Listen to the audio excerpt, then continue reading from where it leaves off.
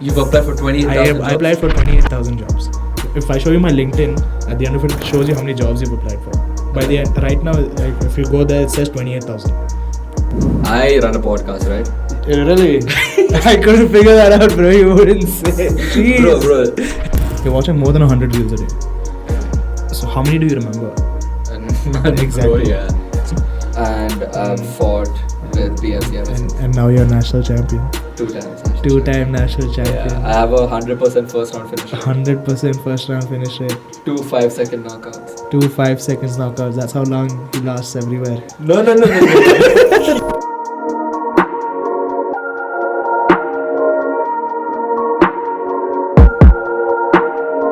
Welcome on the show. Let's It's go, great bro. to have you here. Let's go. The first thing I want to ask you Let's go on. is how did you get into content creation and writing? How did I get into content creation? Yes. So it's a very, we have to go way back. All We right. have to go way back to college, bro.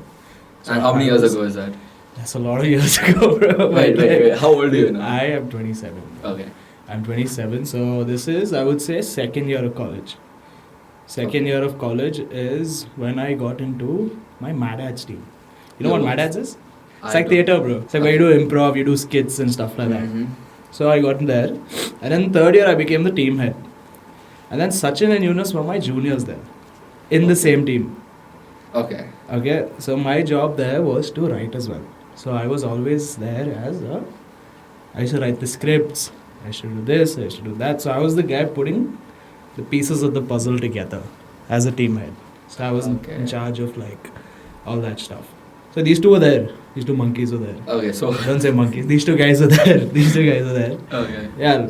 So then what happened was, then college got done. That this is 2019, 1 year before COVID. Okay. So this is like what 7 years ago. 7 years ago, yes. Okay. Shit, bro. 7 years ago. So still no intention of writing anything, nothing. I just want to get a job and I want to go abroad now to Okay. do my MBA whatnot. And then 2019, I thought I'd get a job. Mm-hmm. And then I tried looking for a job. Then I realized how hard it is to get a job. So I just did what anyone would do. And I joined my dad's business. Of course. It's the easy way out. Right. So I was there. And then, and then I flew. And then COVID hit. Yes, COVID hit. 2019 end is when I started working with my dad for a bit. And then COVID hit. Mhm. And then there was this, then Yunus resurfaced into my life. Okay, so basically you and Yunus met in college. Yeah, he was my junior in college. He was your junior in college and, And you then guys he lost started. contact. We didn't lose contact. We were always in touch, and he was like always. Yeah, then he started uploading. Oh, that's when he started Yeah, uploading. he started uploading, and Sachin also at the same time started uploading. Okay. I wasn't in touch with Sachin, Okay. but I was in touch with Yunus. Mm-hmm. So, and then COVID hit, and there was this app that went very viral. I don't know if you know what Clubhouse is. Oh, dude, of Do you course I remember know that what during Clubhouse is. lockdown? Yeah. So it was like an open podcast, bro, where anyone could do, like, they could just host a room, Right, stuff like that. And I Yunus came about in that. Mhm. And he's who he is. He's course. hosting rooms, he's doing his shit, and this, that, and all. And then he started talking. I was like, bro, and that time, COVID is the time where the game shifted for all creators. Because screen time shot up. Nothing to do, no, bro. course. Everyone's sitting and watching Mhm. and things. So that's the first time I feel like he approached and he's like, bro, how do I do this? What to do this? What to do? Because college also I was the same guy, no? Right, like the Like in lead. college, I wouldn't say lead, Okay. but like I was the guy putting the puzzle together. Like I was connecting dots. I was like, okay, this joke you can write it like this joke you can write it like that. Concept is still there. Okay. So it just started off like as a chumma, like. Okay, but just where did you chilling. find this passion? Did you find it in college or was it way before? I didn't even realize it's a passion. I don't even think it's a passion right now. I just think I'm good at it, so I just do it. Okay. But I enjoy doing it. Okay, So okay. yeah, so then this Clubhouse thing happened, and then we started talking, and then it became like almost like a regular thing, because COVID time, no? Right. And then I went abroad. So, and then when I went abroad to study, Yunus still once a week or twice a week he's calling me, and then we're chatting, we're doing this, that, and then he's like, one day he says like, okay, what's next? What do we do next? This, that. Now, so 2 years into my time there, this is my second year when I'm having the shittiest job hunt ever. Okay, And this then- is in... This is in London. London, okay. This is in London. I didn't find a job. I job hunted for like 6 months. At the same time, I was watching a lot of YouTube because I'm applying jobs, Uh-huh. and I'm sitting and I'm binge watching YouTube, and I see these UK creators and I'll kill it. Right. And then one day it just dawned on me, like how much are these guys making? Because like I'm in touch with this guy who was Yunus was at like what? I think he was at over 200k at that point. Yeah, he was at over 200k. And then I said, bro, why don't we start something on YouTube? And then he's like, yeah, bro, that could be the next step. So I was like, okay, cool. I said, I'm coming back. I didn't tell him when I was coming back. I wasn't sure when I was coming back. Okay. So then I came back. And then we were like, okay, let's do something long form. I was like, okay, let's do something long form. So then, okay, then he's like, I can't do it alone. I was like, I don't want to be in front of camera. So then who do we have? You go back, Sachin. Of course. Also a content creator. Also has a good, healthy amount of following, doing stand-up. Very good. They gel. They have a good backstory. They should say it themselves, how they know each other. Yeah, for sure. Yeah, and then we got in touch with Sachin. I thought he wouldn't be convinced. Mm-hmm. But then he was convinced right away. Then we started this thing called Southside Show. Go check it out. So, and then I've been writing for them. And then I've been writing for the show. I've been handling Ayush's content. I write for a few other creators, which I cannot disclose. But yeah, that's about it. That's how I came into it. Now, yeah, everyone's like, do mine. Okay. So for the past, let's say 7 years, you've been writing for content creators. No, I would say I've been writing professionally from the past year. What do you mean professionally? For money. In exchange of money. Okay, so you write professionally for content creators for the past 7 years? No, professionally for the past 1 year. Professionally for the past 1 year? Yeah. Okay, so what we casually, I would say. Okay, nothing so serious. Okay. So casually for 6 years? Yes. And then you got into like... Finally got serious. Yeah, finally put got a ring on it. serious. Finally put a ring on it. Okay, so how many content creators do you have with you right now? Right now, I have cut off a few due to one thing. Yeah, I've cut off a few now, I would say 2, 3, 4. I have 5 who I can say that I can write for. Okay. Out of which one is Ayush. So I can Okay. say one is Southside's page. Uh-huh. Yeah, those are the 2 I can say. Okay, I want to talk a little bit about Southside page. Okay. I don't know what it is. You don't know what it is? I mean, I follow your page.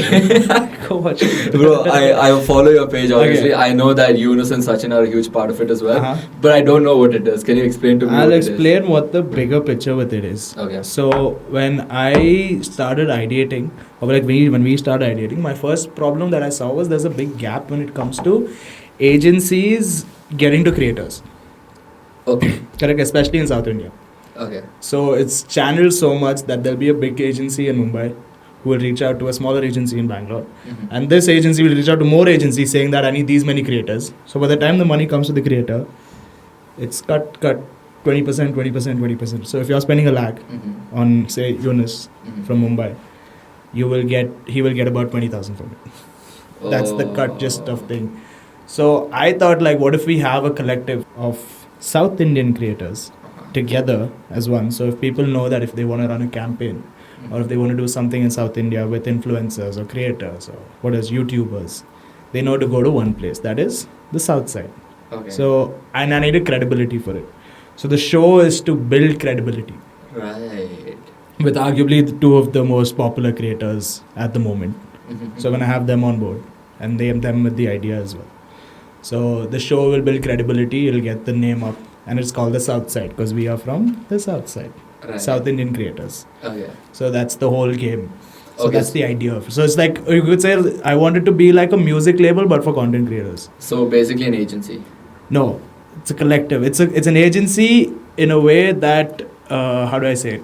An agency doesn't give you ideas, an agency won't write for you. Agency won't help you with the creative side of things. Okay, so you're telling me agency is just a point of contact, but what Yes. you do is you help I them help them edit, the part. record. Yes, that's what I do. Okay, That's what I do. okay. Right now it's just a one-man team, Uh-huh. but yeah, we're getting there. Okay, Hopefully. sweet. So right now you're working with 5 content creators, right? Yeah, 5. Yeah, and you told me you've cut off a few. Yes. One question that I wanted to ask, I'm Go not on. going to name anybody. Okay. Okay, we're not going to talk about the things that we've spoken about outside of Okay. this. But what is it like for you to work with content creators? What are they like? Because what I see is Uh-huh. like just entertainment, and I don't see anything apart from that. Uh-huh. So even if I see them in real life, Uh-huh. what I see on screen is my entire perception on them. Uh-huh. So I don't have anything else to approach them with. You get what I'm telling you? I get exactly what So you're saying. like, what are they like? What are they like? They're very normal, bro. They're very chill. They're like, I see. For me to work with you, I need to be able to be friends with you firstly. Okay. So if you've seen like my relationship with, say, with Ayush right now, Mhm. like I look at him more as a friend more than anything. I'm like, bro, how are you? What's happening? Like he's injured, I'll check up on him. Same thing. I do that with you as well. That's because you have money, but like, no. Yeah, I'm just saying. So what they're like is like, if I have to give you an example, like Eunice is a very vibrant personality. Sachin is a very funny guy. I wouldn't say this regularly because I don't like him. No, I love him. But yeah, that they are, I would say, there is a, what do you say, a show being put on screen at least, Right. about their personality, because it's more exaggerated. I think when the camera is on, what their personality is, they just tune it to, they just dial it to 100. Okay. Otherwise, it's just business, very normal people. We can sit and talk to them. You can have a normal conversation or whatever. You can treat them as a friend. So it works so well with me with these two is because we've been friends before. Right. So I don't have to build a relationship there. Mhm. Do you get it? Okay. So Sachin is my juniors in school. Right. And the only person I ever fought with in school is Sachin. Physical fight. Yeah. Oh shit. Yes. So recently that fight club thing happened, no? Right. So this guy is like, bro, technically this is our second fight. I was like, yes. Why did you guys fight? Bro, I don't even remember what was over. I think we were buying kachori outside. What's kachori? You don't know what kachori is? How bougie are you, bro? Like, what is No, bro, this? I What might kind know of it. tax bracket do you have Bro, to be in bro, to I not think- know what kachori is, bro? Bro, I think you're Google using, it. Bro, I think you're using a different. Kachori, bro. Like Bro, it's a chaat different- kachori. What is kachori? You're using a different name for it. Kachori. No, there's a different name for it. I'm sure there is. There is kachori. Google it. How can you not know what kachori is? Let me find that. Kachori. Kachori. Kachori. Kachori. Yeah. 100% you know Bro, what this it is. thing. Yeah, that thing, bro. What do you call it? I don't know. You never had kachori. No, bro. Bro, we go eat kachori. Bro, I don't eat street food. You don't eat street food? No. Why? It's bad for you, bro. Wow.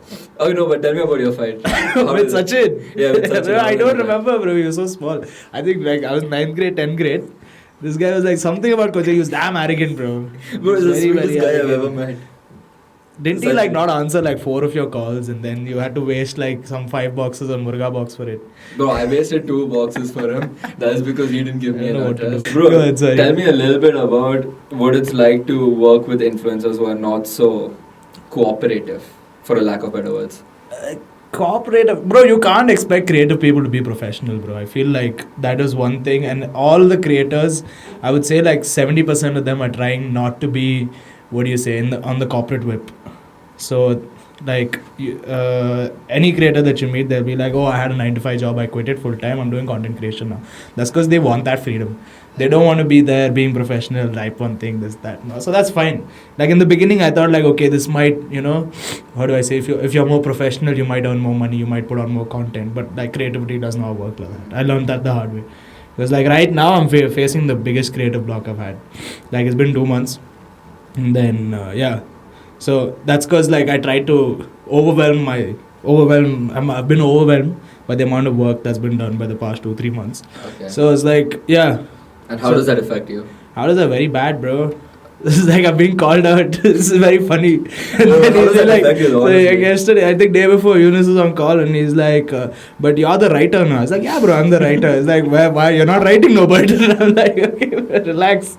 Don't put pressure on me like that. It doesn't come out. And he's like, give me script. I was like, what am I, ChatGPT? What to do? But then, yeah, working with one more thing I want to add is like the script or the writing or the concept is what it is, bro. What brings it to life is the creator. Like, they are the heroes. Mm-hmm. Like, that's what, like, for example, what's your favorite movie? Favorite movie? Bro, I like Wolf of Wall Street. I love Wolf of Wall Street. Yeah. Who's the star? Who's the star? I don't know his name, bro. You don't know? Leonardo DiCaprio. Oh, yes. Leonardo And bro, the DiCaprio. other one. Jonah Hill. No. Then? The girl. Oh, Margot Robbie. Margot Robbie, yes. Okay. Harley So- Quinn, yes. So, do you know the writer from it or do you know the actor from it? And the actor. Exactly. Who does justice to whatever it is? The actor. Yes. So Right. I would still say if you have to put in like ratio perspective, 70% is still the person who's on screen putting your idea to life. 30% is the thing. Okay. I would say that. I'm not some kind of professional big time writer, bro. I just write fucking short pieces of content which is 60 seconds long. Okay. So this is my perspective. Again, these are opinions. I can be wrong. There are professionals out there who write some beautiful shit. I like that as well, but I don't feel like short form is where there is enough appreciation for art. Like if I don't know, in cricket terms, you watch cricket? I understand a little bit. You understand? You know what Test cricket is? Yes, I understand. So Test cricket is the purest form of the game. Mm-hmm. And T20 is the most entertaining side of it. Right. Like movie writing, skits, sketches, no, like long term with like depth, meaning, that and all, that's Test cricket. Mm-hmm. That's like the purest form of it. That's art. Okay. T20 is like reels. Okay. You get 60 seconds, entertain the crowd, get your cheer. Mm-hmm. But more money here. More money in the reels. More money in the reels, bro. Okay. Short form is where it's at. Okay. Like, but long form is also very good because I have now ventured into long form, which I want to plug in. So what's outside? Of course. No. But what kind of long form content do you make? Because I haven't come across any long form content that You should make. have watched my show before shooting this episode, bro. I think I should. No, I'm kidding. So bro, so the whole goal with it was like I feel like with AI coming, and then there's so much artificial things online. Like you don't know what's real anymore. Everyone's morphed now, bro. That's scary. Yeah, But I that's still crazy. feel like that sets you apart. If you have like a personality, that will set you apart. So I make concepts for these two, keeping these two in mind. That will bring out their personalities. For example, we did this trivia thing. Then I did this thing about quiz about understanding women. Like they had to. So it was like situational questions. Like if she says this, what does she actually mean? Okay. So I did that as an episode. Then I did the one thing where we wrote this thing where we had this makeup lady come in and she pulled out makeup things and they had to guess what it is. Like for example, we pulled out what's a makeup thing? Well, makeup. One item, blush. Blush. Okay. Pulled out blush. You know what a blush looks like? No. I don't know either, bro. So, like they didn't know either. Okay. So we did a quiz like that. For the first one, we did like Gen Z slang or something. And then we're just doing creative stuff, bro. Like we did this thing where we went to this cooking studio. Mm-hmm. And the second season of MasterChef, she was the runner-up, Uh-huh. Shadia Khan ma'am. So she let us come there. And then she gave them a recipe and they had to cook. Oh. And they were judged. And then now with the latest one, what we did was we called like 7 followers to come. We give them a cash prize and we tell them beat us at cricket. Beat whom? You Us- guys? Yeah, we play against them. Are you guys good at cricket? Yeah, we've never lost. We're calling our own followers, beating them, sending them back home. So yeah, that's what we've been doing for now. But then short form is to get the recognition. Short form, I whack them on the head, bro. You should go watch that. Yeah. That's very satisfying. That has nothing to do with creativity, views, or anything. That's for my personal satisfaction. Okay. I sold them the idea. Mhm. Like they have to, like we play like guess the song now. Mhm. So if they guess it wrong, I can whack them on the head. Okay, but which one of this translates to money? Short form, long form. It's a generic question, not specific to the Southside show. I feel in the long run, long format is much better. That is with your brands, and there's more money there. Okay. There's like money there. Okay. Short form is there, but then it is your relevancy period becomes very short. Because Instagram is like it's a swipe away, bro. Like if you had to put down, you will watch over 100 reels in a day. You won't even realize it. If your screen time is over 3-4 hours, you're watching more than 100 reels a day. Right. So how many do you remember? None, Exactly. bro, yeah. So your relevancy period becomes very short with short form, but anything with long form, people will remember you. That's what I believe. Okay. So we're still trying to figure out what approach we should take with the long form thing. Because if you want to stay relevant for years, that's what you got to do. Okay, but are you personally more successful on short form or long form? Short form. And why is that? Because I've been doing short form for a while, and long form is a lot of effort, takes a bit of money. You need a good team behind you. Setup like this would help. Thank So you. also looking for investors if you're interested. No. I'm not looking for investors. Charity, yes. Bro, have you ever tried stand-up? No, bro. You should. Thank you. I think you do great. Are you calling me a clown? Little bit. So I have a podcast, right? Okay. This is my 4th episode. Fourth. Who was your first guest? Coach Munir. Coach. Coach Munir. How long was the yes. episode? It was 1 hour 40 minutes. How long was the raw footage? 1 hour 50, Okay. 55 That's minutes. still fine. Yeah. I don't mean anything, Coach. Nidan made me say this. This is scripted. He said. I didn't say anything, Coach, please. He said the raw footage was 4 hours long. I didn't. Okay. No, go on. But this is my Fourth episode. right? I'm very, very new to content creation. Mm-hmm. Generally, what people do is they hop on trends, Mm-hmm. right? I took a very different path to Mhm. content creation, Mm-hmm. right? How do I succeed in podcasting? Bro, like, I charge for this. You just can't make me No. sign some form. He's made me sign like this 4-page bloody document which says some liability, something and all, whatever. Some lawyer words, bro. What is that? What you I can don't do even know. is, see, bro, I always tell people, we've had this conversation off camera as well. Right. And I've told you, bro, you have the resources. All you need to do is figure it out. Okay. There is only one way. Like, there's that one picture, bro, of this thing. Like this is what content creation is like. There's this pilot in a jet, Mm-hmm. and it's this picture, and it says how to fly. I know that one. Okay. You get it? I'm going to insert the image of that. Yeah, put it here, bro. Okay, Put it fine. here. Perfect. Or here. Where do you want it? Where do you think is better? We put it here, bro. Cover my face. Okay, that's perfect. So, like, that, bro, that's one way to do it. You can figure it out. You have to figure out your own voice. Unless you do like sketches, or unless you're doing something that is writing heavy, Mhm. your personality is the only thing that sets you apart. Okay. And that's what you should focus on. But is there a blueprint to social media? Everyone who's selling you a blueprint to social media, it's simple, bro. I'll tell you right now, people charge for this. I also charge, but since it's Nidan. Say, for example, you are selling your personal brand, correct? You want to build your personal brand, Right. which will directly benefit your venture or whatever you've started. So there's 3 forms of content that you can follow. First thing is informative. For example, you're Nidan Janez, you run a business, you fight, and what else are you interested in? Podcasting? Podcasting. Yes. Few other Okay, fine. stuff as well. Few other stuff. Like, for Right. example, you like watches, so you like dressing well, you always dress well, so your Thank you so fashion. much.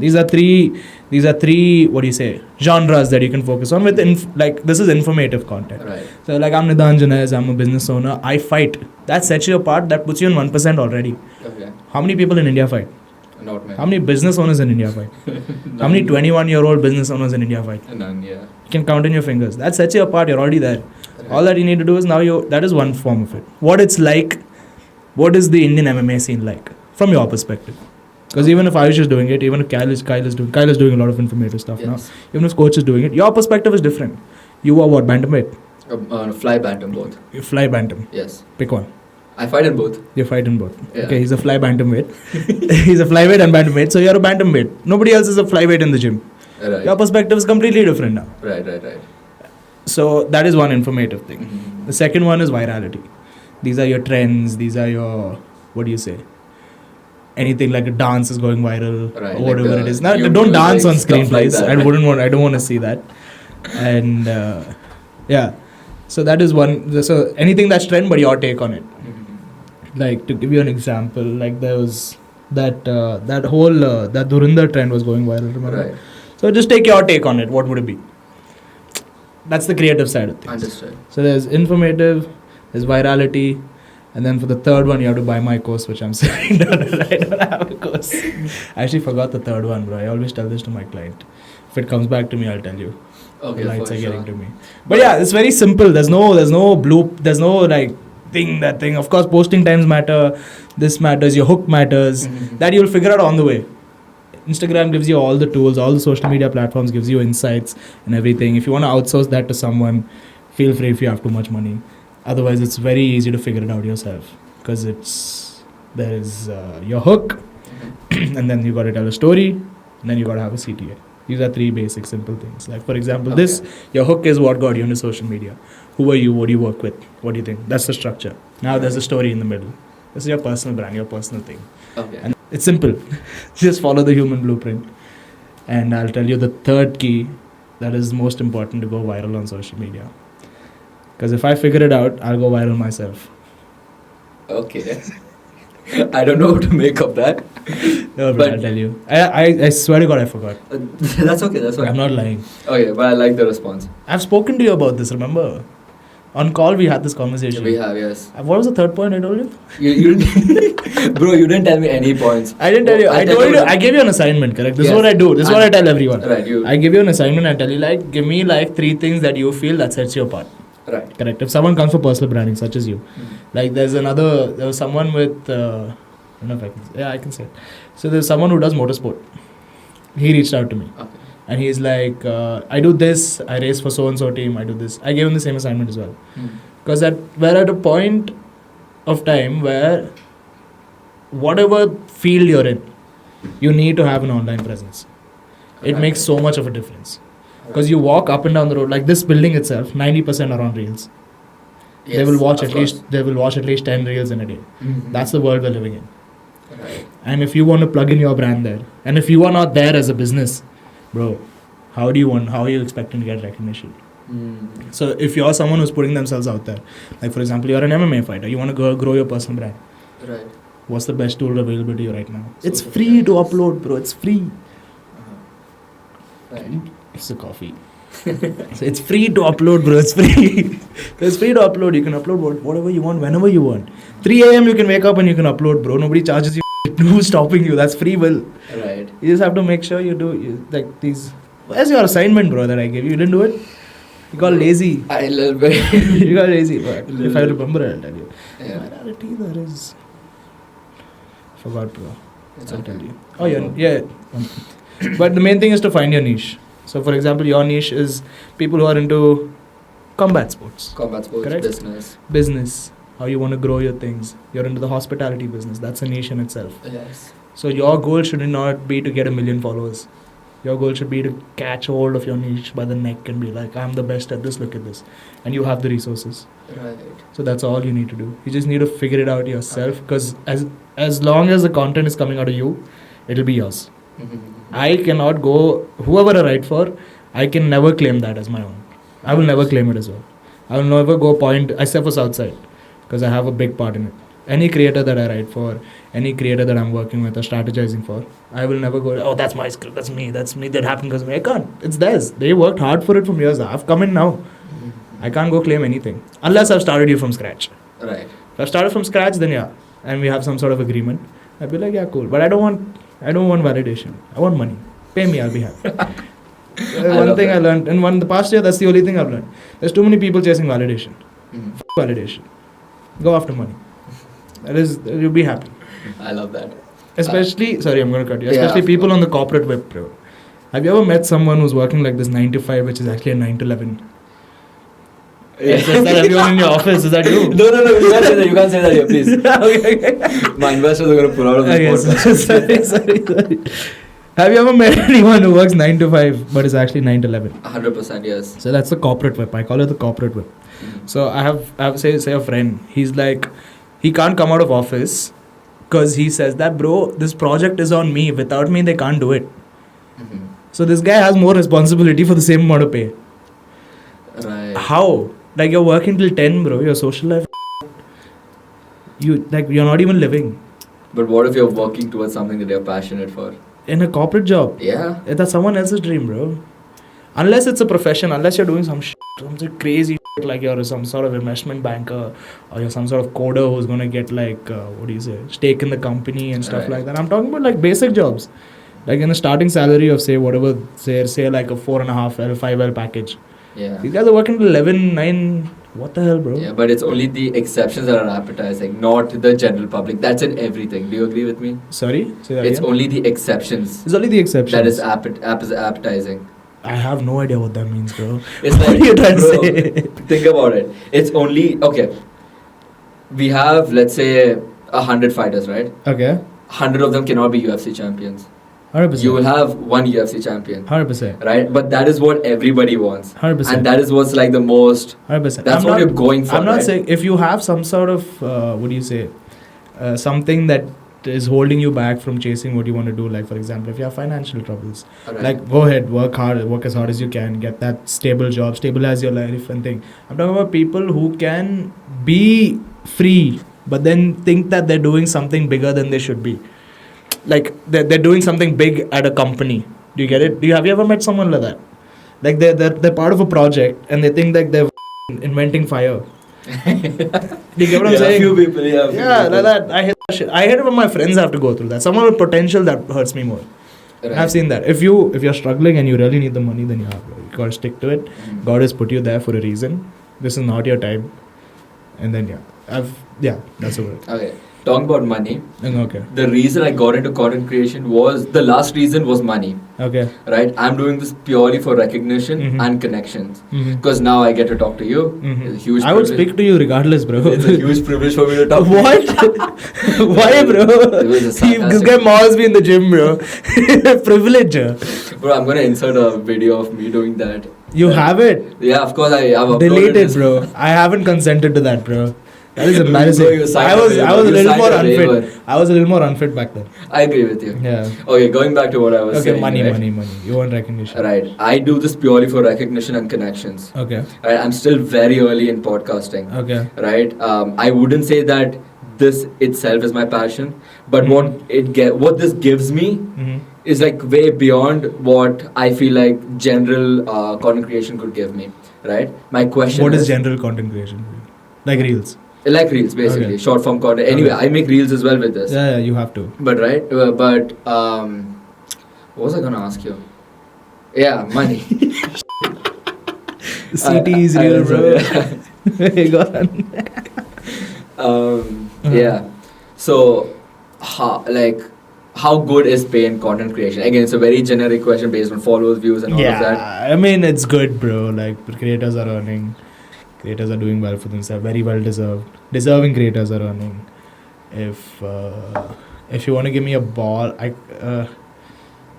again, this is no reason for anyone to quit their job and start content creation off of this conversation.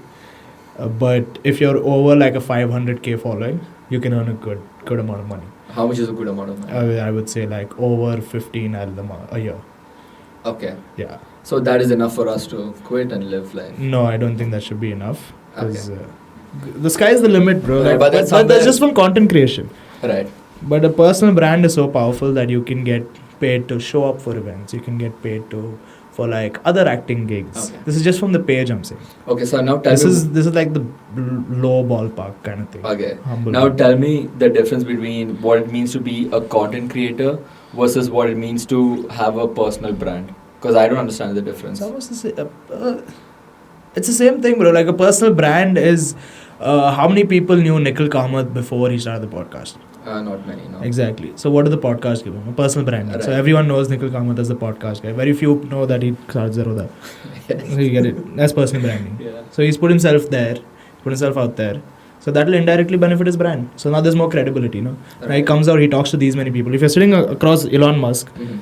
bro, people write their property for you. Like, what the hell? Of course. Exactly. Right, So right, you right. got Elon Musk, bro. That's it. So Right. but you got the prime minister, bro. Like regardless of your political Right. views, if you're getting the prime minister of Mhm. if your country to sit across you and do a podcast, that's crazy. Bro hasn't done an interview, bro. He did a podcast Exactly. with Nikhil Kamath. Right. That's crazy. So that's personal branding. Mhm. Content creator is like trying to be a celebrity.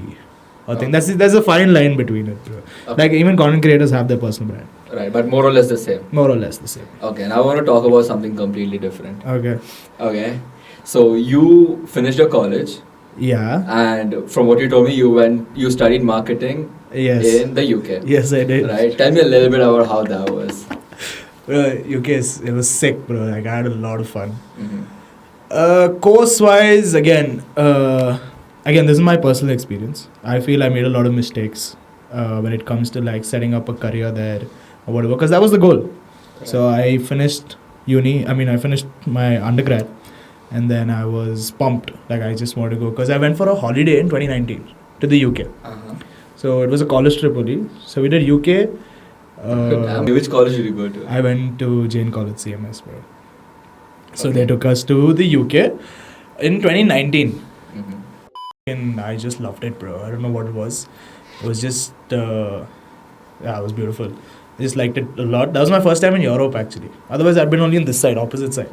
Like, I've been Malaysia, this side, that Oh, side, okay, Max, okay, Middle okay. East, Yeah. all that. Never been Europe. So I Mhm. go there and I just like, and I used to love football and that culture. It just spoke to me. So then I was like, MBA, UK. So 2019, I thought I'll take a year. I'll try to get a job, get some money and get a little exposure. Then I can figure out what course I have to do and whatnot. Didn't get a job. COVID hit. Pause. First lockdown got over. Then I could take a call about going. But then Dad was like, wait another year.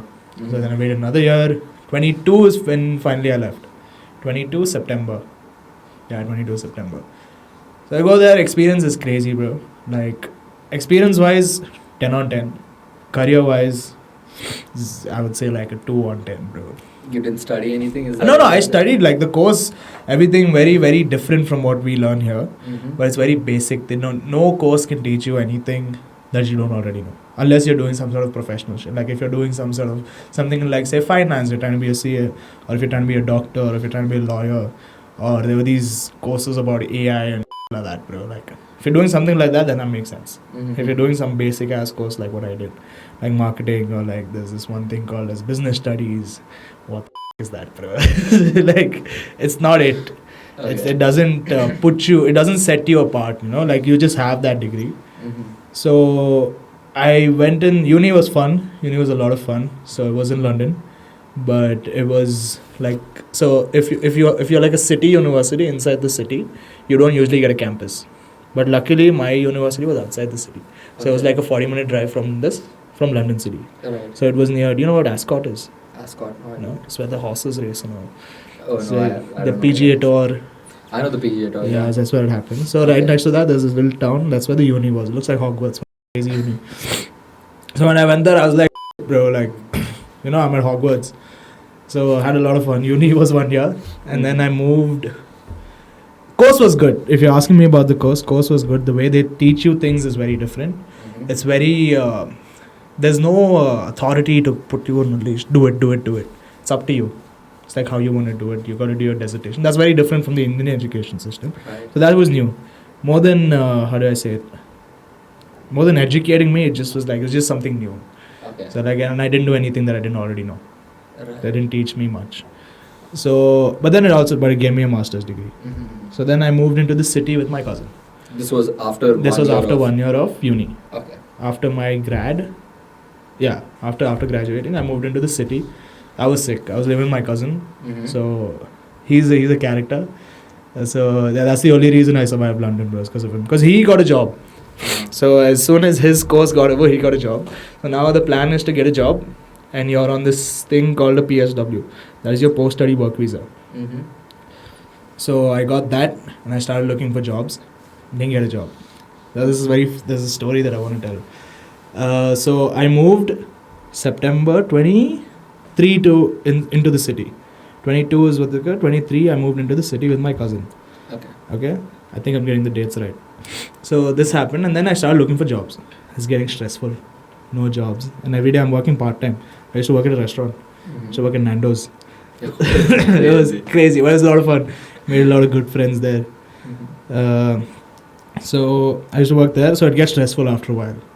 Because, like just like you, I'm also a brat. So like the ego is getting hurt every day, So because you're working at a restaurant. So, but then I need to do that because like how much money I'm going to ask from home. Right. I need to be able to afford rent myself and all of that. So working at a restaurant, trying to look for jobs, very tough because London is expensive. It's like if you want to live a half decent life, and I'm not living in like, how do I say it, bro? Don't want to be arrogant about it, but I like living in a good house, And to be able to afford that, I need to do a lot of shifts. Right. So I don't like sharing room. I don't like sharing bathrooms. In London, that's all expensive. That comes at a cost. Right. So I'm doing these jobs and everything, and at the same time, back at home, what was happening was, my aunt had a terminal illness. She had a terminal illness, so my mom wasn't doing well either. His sister and all that.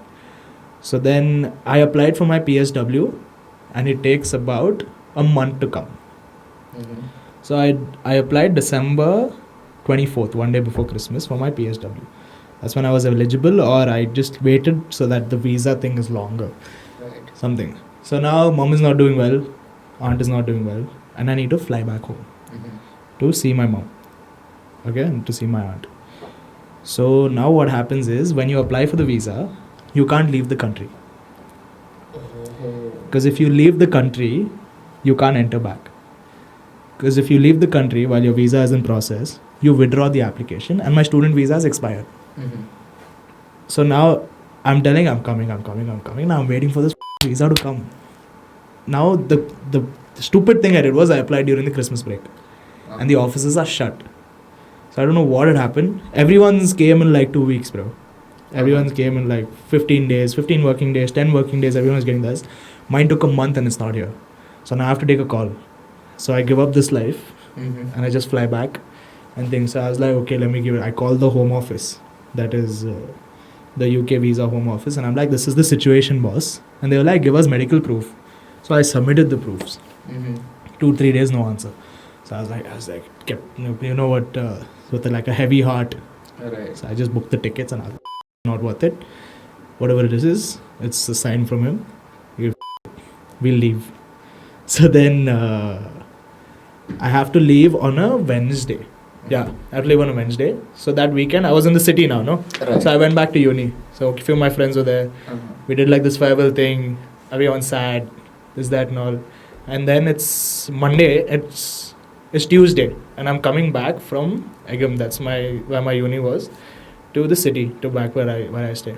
So I stop at London Bridge. I got down, I do the walk. I'm saying bye to the city, you know, because I can't come back. Right. Can't come back. I'm flying the next day. And I have a dinner planned. I'm called all my friends over. And then I go. So you expect the confirmation on an email. So it usually comes on your phone. The flight confirmation? No. The visa confirmation. The visa, of course. So then I stop. And then I come. So I used to cook a lot there. And I make sick biryani. So I used to make biryani for my wife, shit like that. So I'd call them on and I had to go there. So I go to the supermarket. I have to call my mom what all to buy. So I pick up the phone. It says your visa has been approved. Oh. 1 day before. Bro, I was like, this is meant to be. If this has happened with me, make me king of England right now, bro. Like this is destiny. So then I flew out the next day. I stayed in India for a month. I got to meet my aunt again. And then after a month I came back. So that was, that felt like, this is meant to be, bro. Even though like the job hunt was very stressful and it was getting tough. Like that thing was like, okay, this is a sign. Like nobody should go, no, it shouldn't happen like this is written. Right. True story, bro. Fucking crazy. So you flew back to UK? No, I came back to India. I stayed here for a month. It was Ramzan. So I stayed for Ramzan. Did Eid with fam. Flew back. And I was like, I'll give myself another 6 months. Okay. I try to land a job here. Otherwise, now wasting time. Boom. So went back with a lot of motivation. Like this time is going to be different. So went back there. So now the problem with the UK job market was that at that point in time, again, I was applying. If I show you my LinkedIn, at the end of it, it shows you how many jobs you've applied for. By the end, right now, like if you go there, it says 28,000. You've applied for 28,000 jobs? I applied for 28,000 jobs. I will show you I don't have my laptop. I'll send you a screenshot. That in the fucking thing here, bro. If I find the screenshot, that is. So, what happened was, firstly, you are on your PSW now, which has a timer. You have a 2-year slot to land your job. So, what the benefit of PSW is that your employer doesn't have to pay a sponsorship. Okay. But then, that's only for 2 years. So, the company knows that in 2 years, I have to pay this guy more. Right. So, if I hire you, I can't hire you. If you hire me, you know that in 2 years, that you will have to pay me more with a sponsorship. So you know that this guy is going to be a liability soon. So this guy comes with a timer. So that already puts you down the thing. Now the second thing is you're competing with who? People who have citizenship. Right. They're above you. Then you're competing with people who have European citizenship. They're also above you. Then you're competing with people who have a better degree than you. People do 2 masters. That's crazy. So they are you're on the bottom chain again. Then you're competing with guys like you, who yourself are there. Right. So you see the level of competition that's there, and everyone wants a job in London, and everyone wants a job in whoever I was meeting, everyone's like, I did marketing. I was like, did everyone do my course? I was like, that's how common the course was. Did you do international business studies, or marketing, digital marketing? I was like, what the hell? Did I get scammed? So then 6 months I gave myself. I go back. Last time full charged up, bro. Like God has written this for me. Like I got the visa 1 day before. I kept my intentions pure. I just want to see my mom. I want to see my aunt. So he's written it, bro. This is done. Go back 6 months. 2 weeks later, that depression hit again. Because it's the same cycle. Right. I'm applying for jobs. I'm getting rejection emails. Applying for jobs, getting rejection emails. And then what happened is, then I realized, okay, I need to change the strategy. I need to do this, that. And I kept asking friends for help. Then I started getting few interviews. Started getting interviews, and then the only reason that they said they couldn't hire me is because they do not hire people on a postgraduate visa, which is the PSW, and because they don't have a sponsorship license, so they can't sponsor. That happened 1, 2, 3 times, and it started getting to me because I was getting interviews, and now on my cover letter I'm writing I'm on a postgraduate visa. So if you don't have it, like I'm not writing it like that, but I mean it like that in the most corporate lingo ever. And then I was like 3 months into all this. And then it's getting to me now, bro. Like, whoever you meet, wherever you go, everyone's like, don't worry, it'll work out. You're going to get a job soon. Don't worry, it's going to work out. You start feeling sorry for yourself. And I'm like, a proud motherfucker, bro. I don't want that. I don't want sympathy, bro. Like, help me out. Like, help me get a job. Don't come pat my head. That. So, and then it just started getting to me. So then I was like, I called my dad. And I was like, this is happening. Like, I don't know what to do. Because whatever job interview I give, they're saying, like, I have emails, I'll show it to you at the end of this. Hey, we loved your profile, we loved the interview, it went very well. Unfortunately, we can't hire you because we don't hire people on a postgraduate visa. And you have only, 18 months remaining, 17 months remaining, 16 months. Every month it's fucking becoming less on the emails. So that started getting to me, bro. And then I was like, I'll give myself 3 weeks to land a job. If I don't get it in this 3 weeks, I'm out. So the place I was working at, manager was very chill. At this point in time, I'd gone up ranks, bro. So I just told my manager, see, this is my situation. So I need 3 weeks. This is in at Nando's. Okay, Yes, at Nando's. Okay. Told my manager at Nando's, see boss, I need 3 weeks off. I'd look for a job. Otherwise, I'm off from this country because it's getting to me now. Because how long, bro? Like I'm 26 then. Right. I'm 25. Yeah, some of the same along those lines. I'm going to be 26. Like, I can't be job hunting, doing this shit. And I was like, okay. Took 3 weeks off. In that week, applying jobs, going to the gym, watching YouTube. Applying jobs, I did that for like 3 weeks straight. For the first 1.5 week, I did that. I got 4 interviews. Okay. Out of which 3 I got second interviews. Out of which 2 I got final interviews. So I was like, 2 I got final. And 1 I was very certain. Because they were like, yes, I've reiterated, I'm on a PSW. So in conversation during the interview also, I'm saying like, so as someone on a PSW, I expect this. So I'm putting it out there. Right. So so last interview went with one thing. So both went well. I was expecting at least one. Then the one I was expecting the most, they reached out. Unfortunately, 1 hour later, one more email comes. Same story, same visa thing. I closed the app. I opened the Kayak. You know what Kayak is? No. Kayak is the flight booking app. Booked a flight to Bangalore and I sat. My hands were shivering, bro. I have to clear the house. I have to do this. I have to do that. But coincidentally, my cousin who I was staying with, he was getting married. So anyway, I had to come back to Bangalore. But I've made up my mind that I'm not coming back. Because I was like, and I'm telling my friends, I'll go home. This is getting very stressful. I'll attend his wedding. Because he was getting married in Medina. So I was like, this will be perfect. I'll go for Umrah. I'll go to his place. I'll ask him what is happening, bro. Like, why are you doing this? You know? And then, so I thought, okay, fine. We'll take a break. And I came back. I told my friends I'm coming back in a month or something. Never went back. Oh, shit. So it got very stressful. I didn't like the way I felt there. Even though it's a sick city, bro, like it's such a lively city. Summer is crazy in London.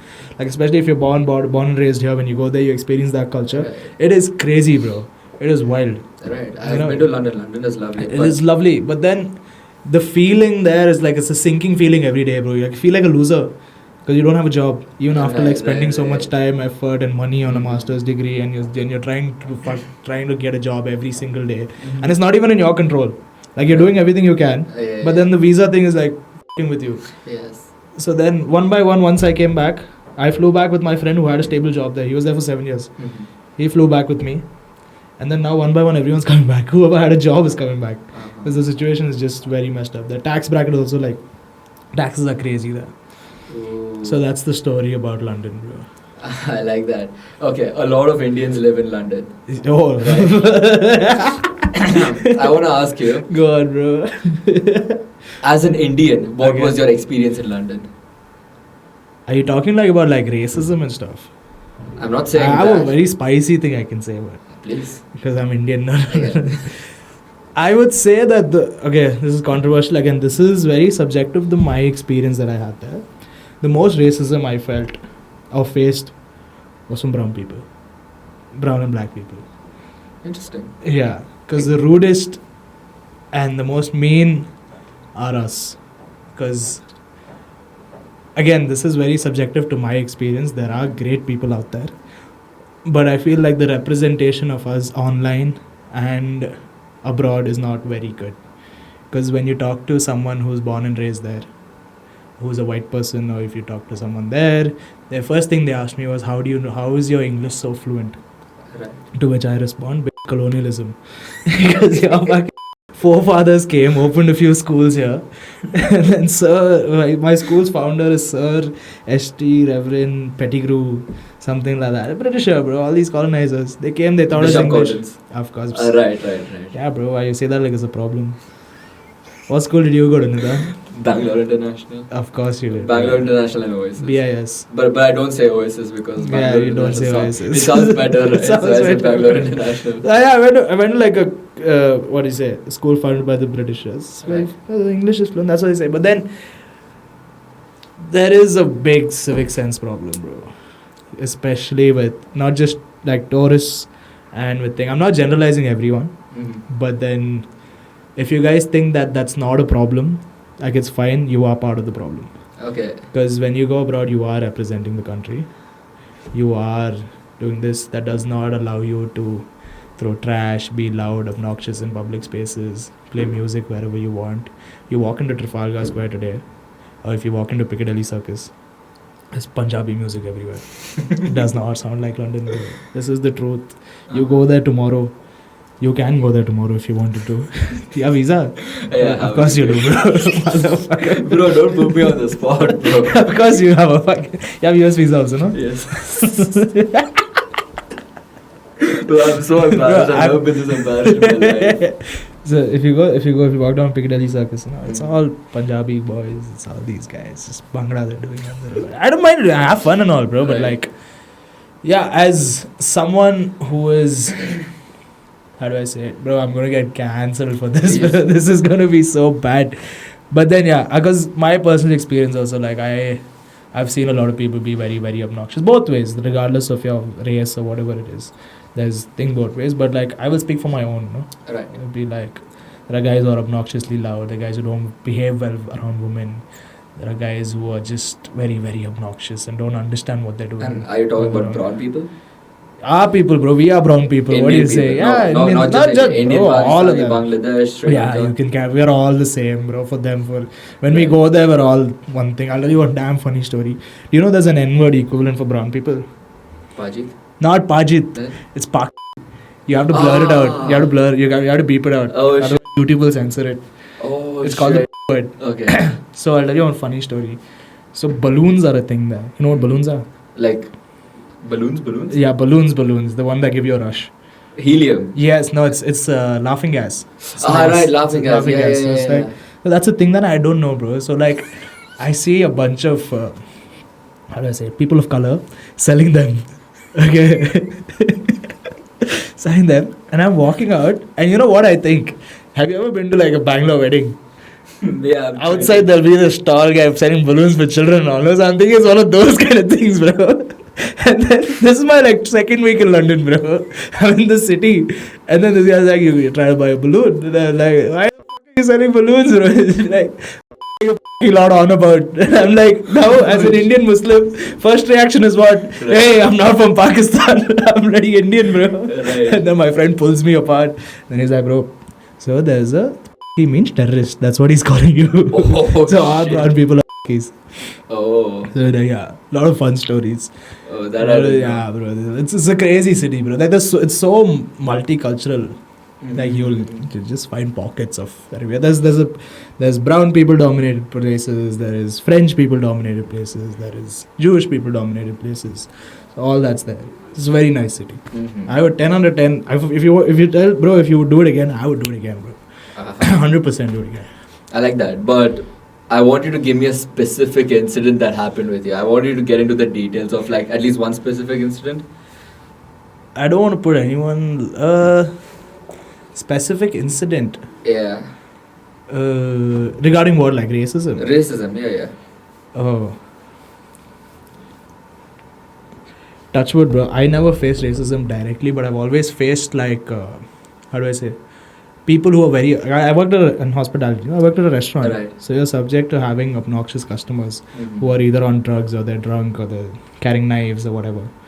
So whenever there was a rude customer or there was this lady, it always happened to be a brown lady. But it's one of those who are born and brought up there. So why is this like this? Why is it like always complaining at come to Fraser Town, I'll show you. It's like one of those. I love But this. then, yeah, there's this one thing there, bro, that these students do. Our boys only. They'll be walking around everywhere with a speaker for some reason Oh. and playing loud South Indian music. Oh. That is very embarrassing. You get secondhand embarrassment because, I like, know. you see them, like, if someone's there, they see them, they see you, they think they're part of you, bro. Right. Like, me and you are, if you don't know each other, Mhm. I think it's the same thing. Right. Start from, I'll tell you about yours. I'll tell you, have you ever faced, like, any.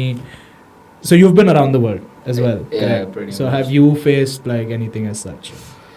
Not blatant racism, but I have a story. Go on. So this one time I was in Serbia. Uh-huh. Again, like I think in all of my episodes I've spoken about my times in Serbia, Mhm. but this specific one I'm talking about it for the first time. Mhm. So I was in Serbia. It was me, Ayush, my friend Rudransh, Mhm. Kyle, and this other girl Divya. Mhm.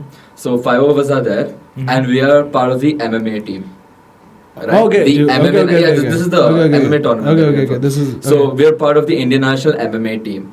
Okay, so it's 5 of us. Where surprisingly everybody in Serbia speaks English.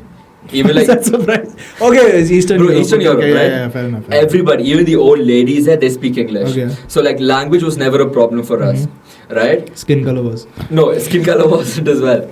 But so when we were there is when the World Wrestling Championship was ending. Okay. So there was this window where the Indian wrestlers were there and the Indian MMA team was there because their tournament was ending when ours was starting. Okay. Right, so we got to meet a lot of people from India Mhm. who were there in Serbia competing.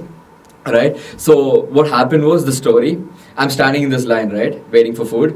So like competition, they give you food, they give you lunch, dinner, all of that. So I'm standing in line. It's me, Ayush, few other guys behind me, Mhm. right? And then they ask me something, and I talk to them in English, right? Okay. The guy giving the food. They celebrate, bro. Because you've spoken They English. celebrate. They're like, bro, they gave me 2 apples. They were so strict about not giving apples, bro. They gave me 2 apples because I spoke English. Shit. And they were like, Indians, they don't speak English. They come here and they expect us to understand them, and they're so rude. They're so this, they're so that. But Fair enough. yeah, again, like language, right? It's difficult for all Indians to speak okay. English, but Fair enough. being rude, It's being not- labeled yeah, rude is it's not the best representation for 100%. us, right? 100%. Yeah. I feel like, yeah, bro, there needs to be a lot of rewiring, bro, and like people don't even want to address it as a problem firstly. Right. So that's a big thing. Mhm. I mean, yeah, generalizing is wrong. I'm not generalizing in any way, but this is again from my personal experience, from my perspective, because I felt that you faced that secondhand embarrassment of that right. thing. It's not nice. Of course. Of someone being loud, obnoxious there. Already when I don't know if you've seen the perception of us online. Oh, bro, it's terrible. We're getting bullied as Yeah, it's we're terrible. getting ragdolled, and then the defense for it is just bad, bro. Like the guys representing us, like it's so bad, bro. But then I also have another take on it. Mhm. Like this is an argument that I like. This is my perception where I feel like, especially someone from the creative side of things right now, I feel like we have to stop I don't know the political correct term for it, but I would say we have to stop so we have to glorify or we have to stop glorifying the West so much Okay. in that culture.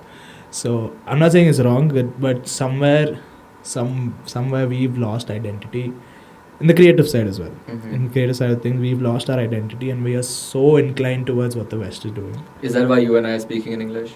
Exactly, that's what I was coming to. We dress like the West. We speak with their language. We do this, we do that, and we're so inclined towards it, which is just where we've lost. Somewhere we've lost our identity. And now you've seen like artists trying to incorporate our culture, and they're doing so well. Like for example, if I have to give you an example, like say take Hanuman Kai. Hanuman Kai, yeah. Like you see how he incorporates culture. That's crazy. Right. So that's representation. Right. That's one. Even though he has the accent or whatever it is. So that's one thing, and I love representation, bro. When it comes to like something of my own, like you can resonate with, because he's Mallu, and he does a lot for the Mallu crowd or whatever. So I love it. And then there's so many artists coming out of Bangalore as well. There's like, if you have to take rappers, I'm gonna plug this in, bro. There's this one Dakni rapper, bro. His name is Pasha Bhai. I don't know if you know. Bro, is he the guy who did this auto in one of his music videos? He did this 360 auto stunt. No, his name is Pasha Bhai. Okay. Bro, genius, bro. Like I don't think he knows me, Okay. but bro, I his music so much, bro. It's like his Dakni rap and it's lyrical, bro. It's not like, it's none of those commercial fucking thing that they're saying. And he talks about like his life. He was growing up in like Where does he live? Neil Sandar, I think, bro, because he has a song called Neil Sandar. Bro, I know that song word to word. It's crazy, bro. It's mad. What an artist. So like that kind of representation. So he's speaking so much. We have 1.5 billion people, bro. Right. You do realize the power of that. The only way we've translated that to our good, the only field we've done that is cricket. Yes. Which is another topic I want to talk about when it comes to sports and MMA and all that. But that's the only place we've used it to our advantage. Because like we've made everyone watch cricket. And we are the most powerful cricketing board in the world. Nobody can touch us. For the next 20 years, they can't touch us. Do you know where cricket comes from? Yeah, bro, colonization. But them, bro, we want more than them. They can't do you can't touch BCCI. Right. Like it is what it is. And what they did with the IPL and everything, that's the power we have. Okay. You have a voice. Yes. In terms of you're a strategist, you have a lot of content creators working for you. Hey, I'm working for them, bro. What are you saying, bro? Okay, you guys feel like you're going on podcast saying I'm working for you, so reframe that. You guys work together. You like that? Sounds better? Yeah, okay. Fine. Okay, you guys work together on a lot of different skills. I work for them. Okay. You work for a lot of content creators, yes. Right? Which means, like, by extension, you have a reach, right? Yeah. In a way. Network, you could say. What do you think you can do to bring awareness to this issue that you're talking about? Which issue, bro? Racism? Yeah. Oh my god. Because we gotta do something, bro. I would... bro. I don't think it's an awareness issue, bro. I think it's a wiring issue. Like, I told you, people don't want to address it as a problem in the first place. They argue saying that what it is fine. What are you saying? Why is this wrong? It's wrong, bro. Like, absolutely. You get it? It's very bad. So, I feel like I don't want to do the whole divide thing of the North India, South India thing, bro. That's another thing. You want to do it? Please. I have a lot of North Indian friends which I love. Okay. But then there are some... So, a funny thing that we say... No, bro, I'm not going to say this. You gotta say it. I got North Indian audience on my channels, bro. Oh, so are they going to unfollow you? Yeah, they might unfollow. Hindi-speaking audience and shit like that. Oh, okay, fine. So, but still, you gotta what I would do to think is I would start changing things myself, bro. Like, if everyone took accountability... Like, the only way to solve a problem, a mass problem, is like if everyone took accountability. And that's one thing I believe, bro. Like, you have to have accountability. Like, even with work, even with anything, if you've done something wrong, like, own up to it, bro. Like, I can tell you where I've gone wrong in anything. Like, for example, I told you I'm facing a creative block. I've gone straight to the people that have not been delivered, and I told them, see, bro, this is what's happening in my life right now, and this is what's going on. And then they were like, yeah, fine. So I'm taking accountability. I can't be like, oh, I've given you this, so now I can take a break. I'm not going to do that. That's obnoxious. So like, accountability is number one. So if everyone took accountability of their actions, I think it could have been solved. More than the whole representation thing, the online thing needs to be fixed, bro, somehow. Right. I do not know how to fix that. I feel like some questionable content has gone out and we're being bullied for that. Which is, it's fine. Whatever. Bro, it's always the extremes that get represented. 100%. It's always 100%. That's very well put. Yes. Going back to cricket. Okay. Tell me about it. What do you want to talk about? What do I want to talk about in cricket, bro? Yes, it's the first sport that I fell in love with, bro. But apart, like, I can watch cricket like day and night, bro. I can watch test match. Like if I'm working, I'll put on. You know what a test match is? I It know goes on for the whole day. the It starts at like 3 say days, 4 days thing. 5 days. Oh. 5 days. So it's like they start. It's like a proper 9 to 5. So say if it starts at 10 a.m., it'll stumps are at like 4:35 p.m. Mm.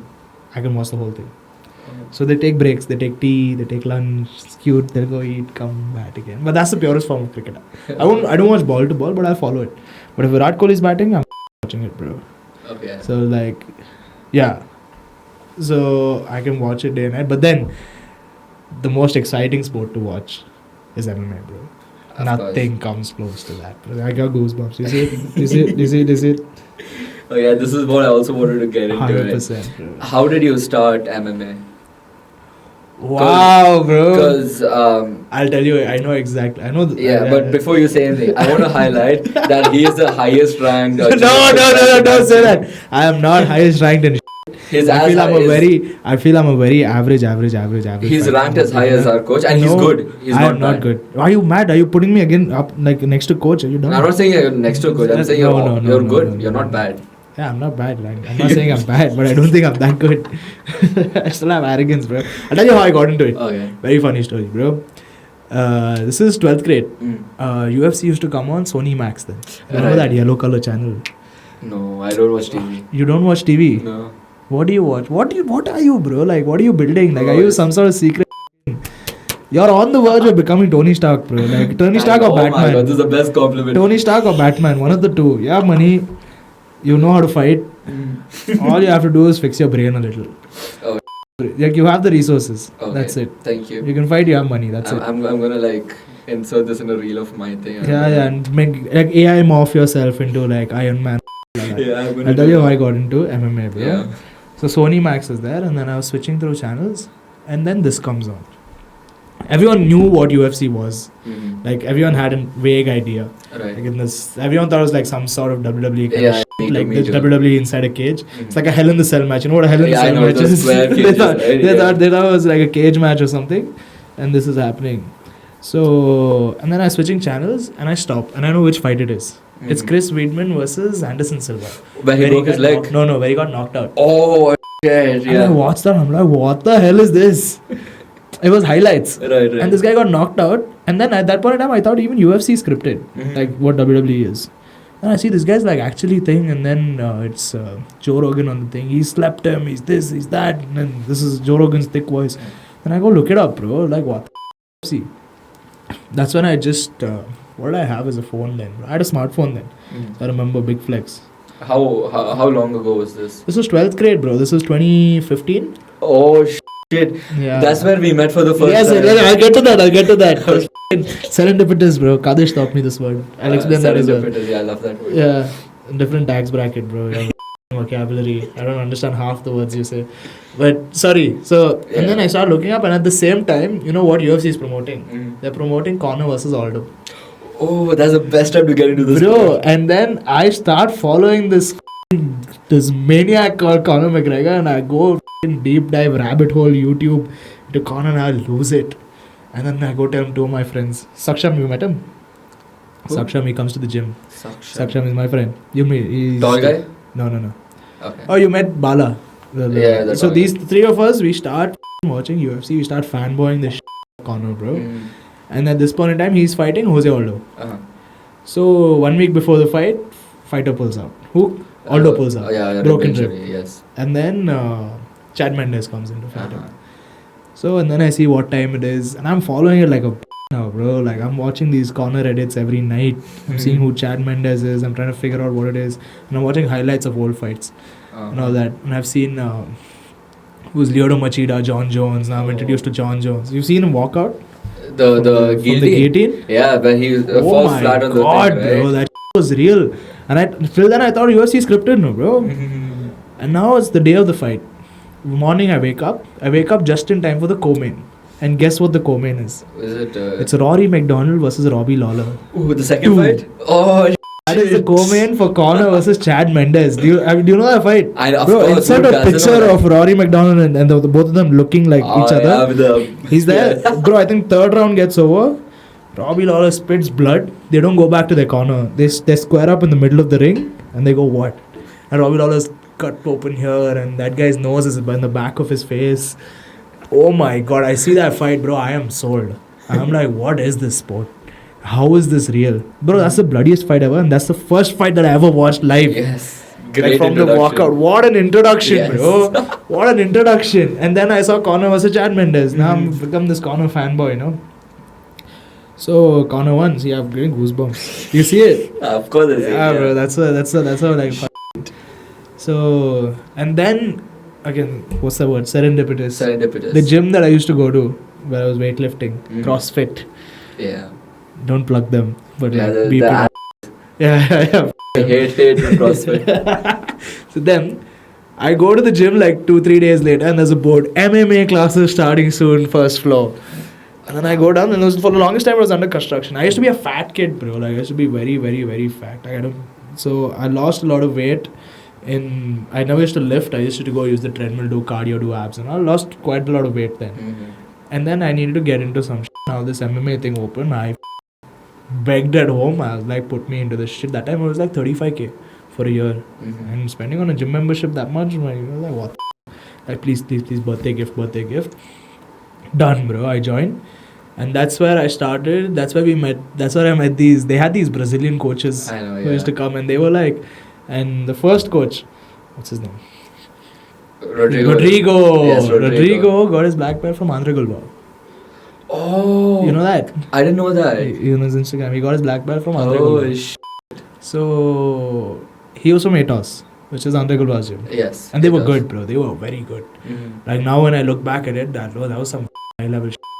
So I started learning jiu-jitsu there. And at the same time, there was a 9-year-old Nidan? No, 11. 11-year-old Nidan in the same gym. In the same gym as thing. And then he used to be this kid, little crackhead energy.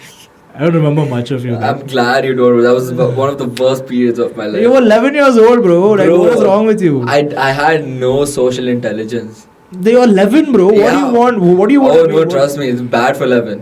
What do you mean? What makes you think you have social intelligence now, bro? Bro, better than when I was 11. Bro. This online persona is so different from his offline persona. Yeah, I'm little crackhead offline, but it is so funny. Yeah, I keep Everyone's it looking low. at us, bro. We have a crowd. Oh no, they're going for namaz now. Okay. We have like a masjid there. Okay. Like a small setup. Nice. Yeah. Mashallah. So, yeah. So what was I saying? So then I competed a little. You did? Yeah. Where? Club ADCC? tournaments, bro. Huh? Yeah, club tournaments. A lot of club tournaments. ADCC I was supposed Bro, to did you do join, this tournament called? It was in Bangalore. I don't know what it's called. Strangle. I have no idea. What year was it? I don't know. I remember. I got this very bad cut from a gi. I don't know if you can see it on top of my eyelid. I There's a see it. scar. It looks like one of those, those bad bees who get. Well, I don't know, eyelashes. Bad bees. Like, Bad oh bitches, my yeah. god, no. Yeah. That's what, This is the most manliest thing I have on my face. this is the most manliest thing I have on my face. Oh, From a that's car crazy. accident. Oh wow. This is from a fight. So this bastard, I'll tell you what got me out of it also, bro. So I trained for like 2.5 years. I still feel I was good. I felt I was good until I went to another gym and got tested out, and I got very humbled. And what gym was that? IJJ. IJJ. Yeah, they humbled me. But then when I was competing, I didn't compete much, bro. I'm talking like a fighter. I'm not a fighter. But I competed. There were a few club tournaments and shit like that. Felt I was good. But then I popped my ankle. Not in training, while walking in the office. I popped my ankle while walking in the Bro, that's office. such a lame way And to I get was injured. out, and then the gym I was training at shut down. Because they had a lot of legal issues. Yeah. So they shut down and I had no place to train, so I went to this other gym where all the people that I started training with had migrated. And when I went to that gym, I got humbled badly. It's IJJ, right? This is IJJ. Okay. For some fucking there, bro. I know. IJJ. It's like, this is years back, bro, and it stuck with me, and Yes. that just crushed my ego. And then you need that little, when you're coming back, you need that little dopamine rush to like get back in it. And I didn't get that. I got the opposite of that. Right, you got smashed. Yeah, I got smashed, bro. And then I was just like, I got smashed by like people who were like less, like, how would I say it, skinnier than me, like that. Never faced that in the other gym, no? Mm. So, and I was out 6 months out, fat, gained some 6-7 kilos, and then come back, fitness is not there, flexibility is not there. Then I was like, not for me. And I was like, so then I started job hunting. And then I went to the UK. In the UK, luckily, that's when I started becoming fit again. That's when I lost most amount of weight. So before, when I went to the UK, I was about like 92, 93 kilos. And then when I came back, I was like 80. And then MMA. And then I went to London. I went for like, what do you say, bro? There was this, what's the gym? 10th Planet. 10th Planet. There's 10th Planet near my house. I went for this like one-off shit. Horrible. Scammed me. Why Like did they 80 scam pounds. 80 pounds, bro. Was some sort of, yeah, some sort of workshop. And I was like, Jiu-Jitsu didn't teach me shit, bro. Like, what the hell? And I was like, okay, cool. Waste. 80 pounds, like 8K, bro. Like now 9K. Right. Almost 10K, I think. Mm-hmm. So, didn't teach me shit. So, that happened. And then I came back and then started content creation. And then I met Ayush randomly. But I knew Coach. Coach I've trained with once. You told me a little Coach bit I've about trained how with he once. I was. do not. Yeah, he does not remember me. Thank God. So I trained with Coach once, and I always knew that he used to train at Yo, where you guys had the setup. Right. And I used to come to Yo upstairs, and I used to see y'all. Uh-huh. And I used to see Coach, Uh-huh. but I knew he wouldn't remember me, so I never walked up and said hi or whatever. And then I met Ayush at this friend's house, and then I see his ear. And I was like, oh shit, what do you do? And he's like, then I remembered, oh, this guy might be Cutman's fighter, Coach's. Right. He was like, bro, you're Cutman's fighter. He's like, yeah, bro, I'm Cutman's fighter. You see, no, Ayush, no. He's always like, happy chap, fighter, it's, you know, it's like, doing that. And then I was like, okay, cool. And then Ayush approached, he's like, bro, I need help social media. I was like, bro, I'll do it with all my heart. And I told him that, like, let me do it. And then I realized what you guys are going through, and then we had to settle on some sort of barter thing where he can help me work out. Because I wanted a gym badly. Right. I knew like weights is just there and it's happening, and then I do it for like a few months and then I'm getting bored of it. But then I don't have, I can't structure myself, bro. Right. I'm a very all over the place kind of person. And do you plan to compete in MMA? Do I plan to compete in MMA? Yes. Bro, I'm 27 years old. And? I don't know, bro. It doesn't excite me as much, but I would love. I want to tick that box off. That's one thing that I haven't done. And I'll tell you what got me riled up, like the last BFC event. Because it felt so much. It felt like everyone was up. It was us, no, bro. Like APFC felt hostile. Yeah. APFC felt so hostile. Yeah. But then BFC felt like it's like a spar in the gym, bro. Like everyone was just chilling. Mm-hmm. So I felt like I would love fight. to.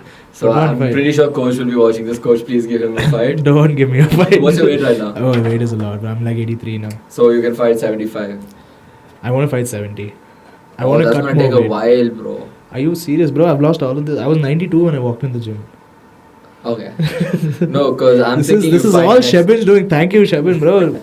I'll tell you, when I walked into the gym, I'll tell you about BFC, bro. How it's turned. Like, I haven't said it, but you guys have turned my life around. I was so all over the place. Like, how do I say it? I had no structure, no discipline. I felt like I was just doing shit. Like, wake up right here, do this work, do that work, and do shit. And I joined this, and I see you guys, like, for me, what moved me was the APFC camp. Not even Serbia. Serbia, I was just got into the thing. I just entered the gym. I just come in. And you guys were prepping for Serbia then. So then I was just seeing, I was testing out waters, whatever it is. And then first day I walked in, coach spoke to me for about 2 hours about what he wants to do. Why are you laughing? Bro, you didn't have to ask me that, bro. Coach, so yeah, I spoke to coach. I told him about ideas that I have. Because it'll be very tough for someone to have fought and do social media, and now he's willing to do social media for you. Yeah. So that's the word, serendipitous. Am I is it the right context? I think so. Yeah? Serendipitous, isn't it? Kadesh, comment and tell if it's right. Yeah. So I did content, and I knew what fighting is, and I have first-hand experience in both. And then these guys need social media. And I happened to meet Ayush in a friend's house. Crazy. Right, so your life has come full circle. Bro, mad. So many instances like this. Like that visa story one. Yeah. That is one. This is second. Like everything. So for the longest time, when I was doing that job, when I was looking for jobs, nothing is working out. Whatever I do, nothing works out. Now even if I just put my if I go there, it's like doors open. Alhamdulillah, bro. Like, Yeah. God bless. Like, it took a while. Mhm. You have to show a lot of patience. Then I just need to figure out how to earn money from this. That's it. Okay. Q is, what is MMA like from an outsider's perspective? Outsider's perspective, from I would don't call me an outsider. Come on, I can fight a little decent. No. I can be a better corner man than you, bro. You know what he's done? Bro, This is the true story. We're at BFC. This guy, you've seen, no, he sits like this salon podcast, interviewing everyone. This is what he does, okay? So there's this little kid, gym favorite, Ahil. Love you, Ahil. So Ahil is fighting as an exhibition bout in BFC. And he's like, bro, I want to corner Ahil. I put Ahil's photo here. So people know Sweet, context. Cute heart. So bro is like, I want to corner Ahil. He was like, Ayush was like, yeah bro, corner. So then this kid is not understanding when he's saying it. Because like there's lights, there's people screaming and everything. Kid is, how old is Ahil? 9 years old? He's 9 years old. So I told, Nidan, show him. So I'm like, Nidan, show him what to do. This guy turns around to Ahil and he's like, I'll show him. Bro, I have footage. Bro, I have video of you coming and telling me that without show him. Really? Yeah. Put that, bro. Yeah, he's the sweetest Wow, guy bro. ever. Love that guy. Ahil. So, okay, bro, from an outsider's perspective, I think you shouldn't be in charge of 9-year-olds fighting. No, I'm kidding, bro. I will tell you, bro. This is my take on it. From a marketer's perspective, okay. For the longest time, there's been no space for any other sport in India but cricket. Right. But you also have to understand that is because cricket brings in so much money. Mm-hmm. We are the richest cricket board. Yes. We are miles ahead from Right. the second richest cricket board, which I believe is the Australian cricket board. Mhm. If you combine all of them, I think it makes ours with the value. That's because of IPL, and we've managed to get everyone on board with IPL. Who won last year's IPL? RCB. Exactly. You don't even watch cricket. Everyone knows. My mom will know, bro. Yeah, right. Everyone So, knows that, yes. That's because so many people, they've managed to get so many people behind it. It's a cultural thing. And cricket has been special to us, bro. Cricket will always be special. Because that's the first sport we've been good at internationally. Okay? But then they thought they put in money into football. Correct? Yeah. They did the ISL. They did whatever it is. And then our captain, Sunil Chetri himself said it. When he was asked, why is an Indian football doing the numbers?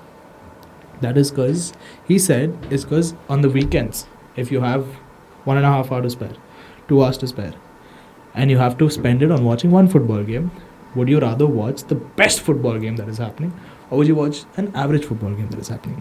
Right. So the best football game is where?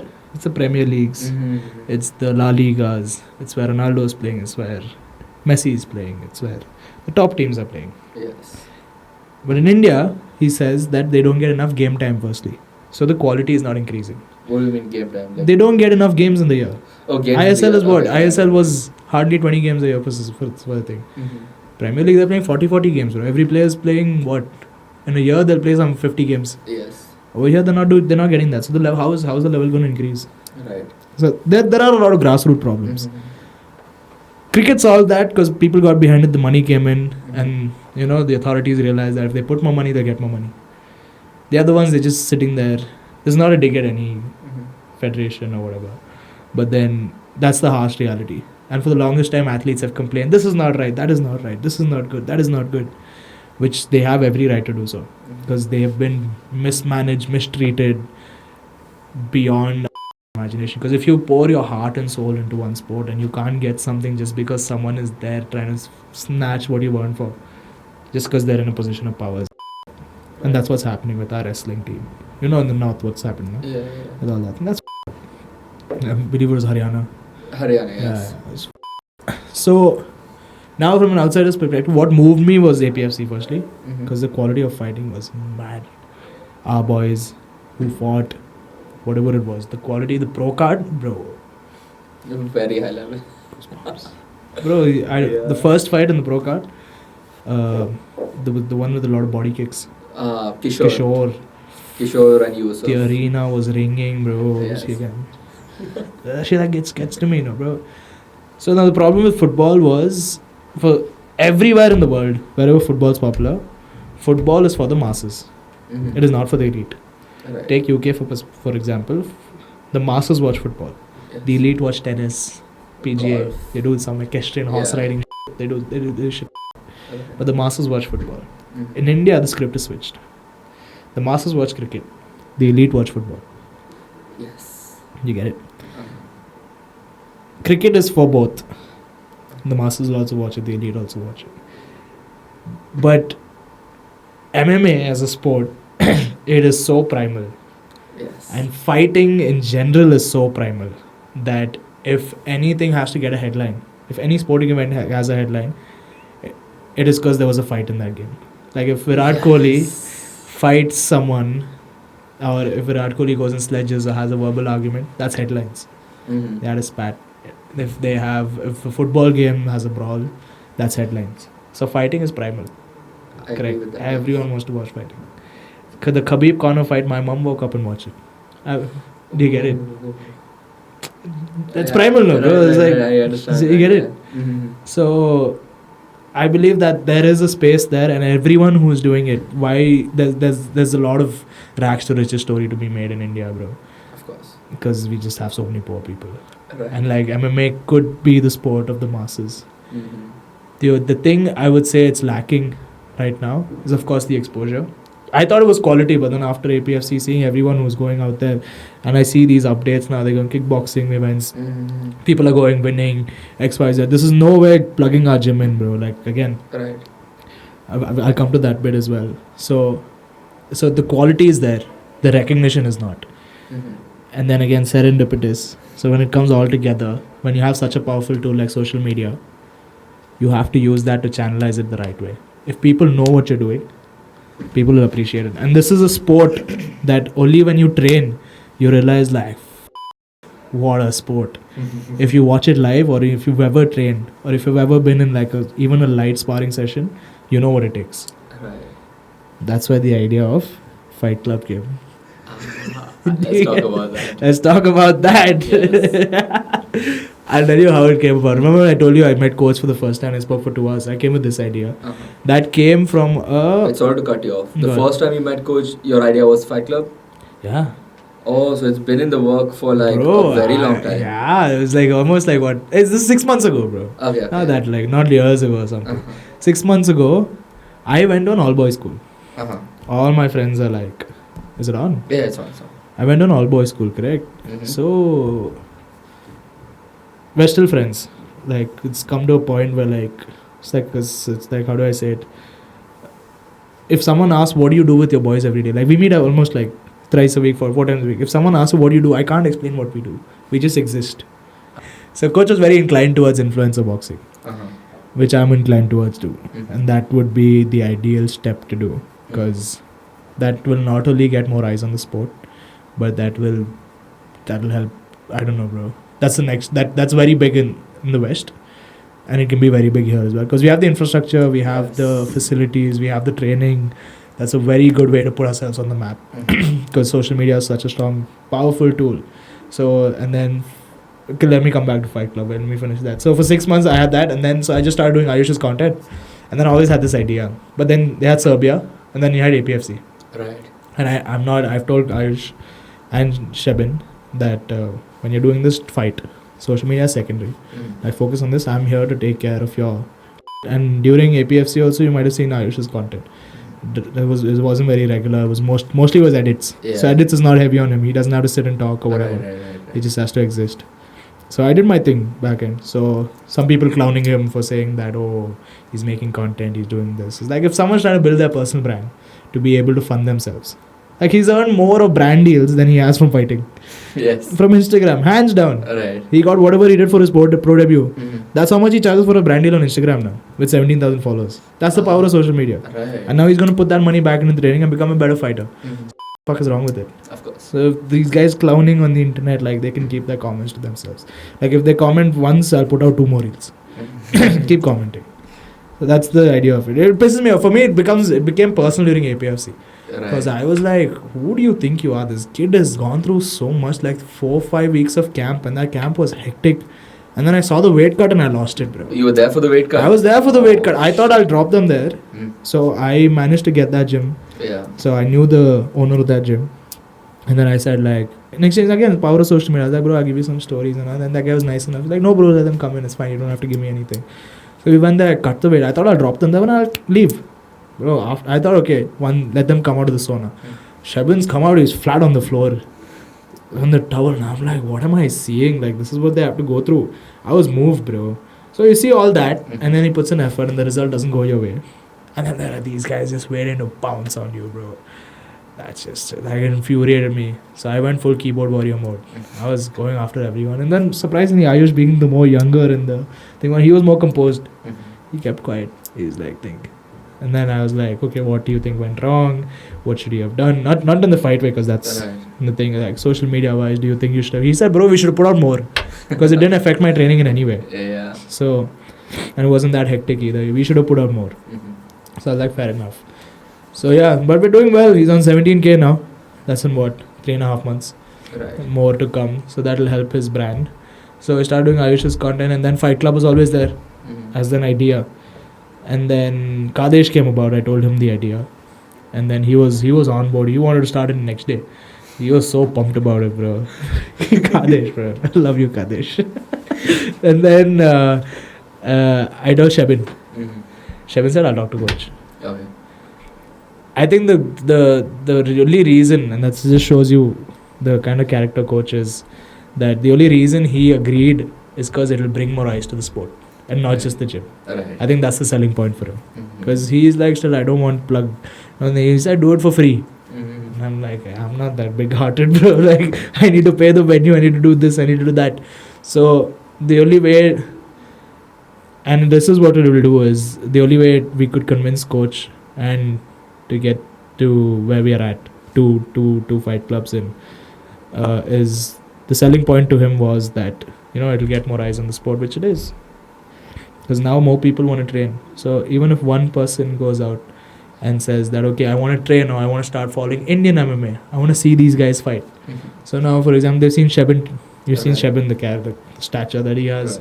You see Ayush, the physique that he has. And now these guys will follow them. They'll watch their fight. They may be on the same card. They'll watch another fight, maybe from another gym. That's more eyes, no? And that's how I found MMA. I saw it on TV. It shook me, and then I think today I'm here doing social media for an MMA gym. Right. That's what it takes. It's all the, what's the word? What do you say, bro? Series of events that come together. Consequential? Not consequential, bro. Forgot the word. If I remember, I'll tell you.